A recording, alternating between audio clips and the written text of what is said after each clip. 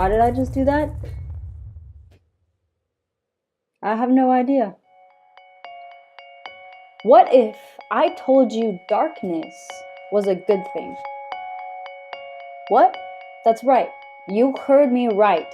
Darkness, my friends, is a good thing. Fun fact, did you know that we perceive up to 80% of all our impressions through our eyes?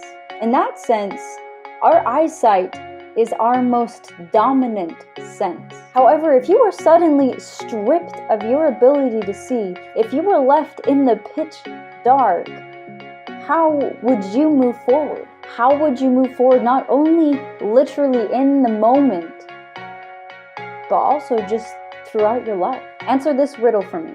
You're stuck in a pitch black room. No lights, no flashlights, no light bulbs, no windows, no matches, nada. There's a 0% chance of light getting into that room, and within a few minutes, that room is going to collapse on you. However, you know there's a black button somewhere inside of the room, that if you press that button, it will open a trap door, letting light in and leading to your escape. How do you find that button? The answer is, you ready? You feel for it. Duh. You're right. But you can't deny the logic that you have no other choice but to feel. You can't see a thing, nor is there any way to see. And hearing won't do you any good. So you are literally in a situation where you are forced to feel your way out. My friends, this is why darkness is a good thing. During dark and lonely times in our lives, when we're completely lost, completely afraid, when we can't see one more week, one more day, one more moment into the future, when our main sense we've been using our entire lives to keep us moving safely forward fails us, we are then forced to use a sense less commonly used but even more powerful if we learn to use it right to help us keep moving forward. In order to keep moving forward safely, we are forced to feel the light when we are no longer able to see it.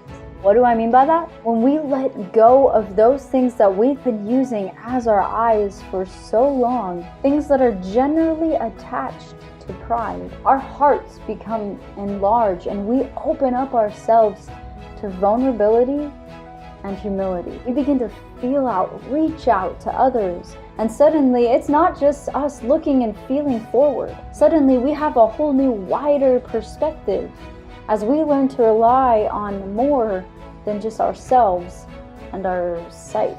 The more we learn how to feel, the more inspired I believe we can and will become.